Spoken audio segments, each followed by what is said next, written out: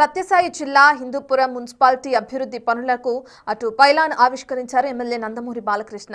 92.5 కోట్ల నిధులకు సంబంధించిన పనులను ప్రారంభించారు. చరిత్ర సృష్టించాలన్నా తిరగరాయాలన్నా నందమూరి కుటుంబానికే సాధ్యమన్నారు. తనను 3 సార్లు గెలిపించిన హిందూపురం ప్రజలకు నందమూరి కుటుంబం రుణపడి ఉంటుందన్నారు. హిందూపురం అభివృద్ధికి శక్తివంచన లేకుండా పనిచేస్తానన్నారు. ఈ ప్రాంతంలో కొత్త పరిశ్రమలు తీసుకొచ్చి నిరుద్యోగ యువతని ఆదుకుంటామన్నారు.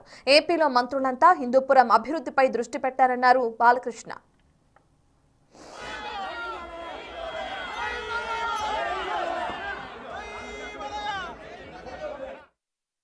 ఏదైతే ఔదార్యం 15 కోట్ల రూపాయలు ఏదైతే ఉన్నాయో మనకి శాంక్షన్ అయిందో ఆ 15 కోట్ల రూపాయలతో కూడా ఈ 92 కోట్ల 50 లక్షల రూపాయలతో కలిపి మొత్తం ఈ యొక్క 38 వార్డుల పనులన్నీ కూడా మౌలిక సదుపాయాలన్నీ కూడా సమకూర్చడం జరుగుతుందని, అంతేకాకుండా మిగతా రోడ్ల అన్ని కూడా వాటిలన్నింటినీ మెడపం చేయడం జరుగుతుందని తెలియజేసుకుంటున్నాను.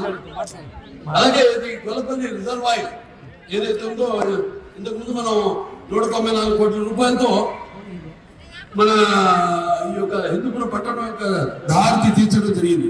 ఒక ప్రత్యేకమైన పైప్ లైన్ చేసి ఇక ముందు 136 కోట్ల రూపాయలతో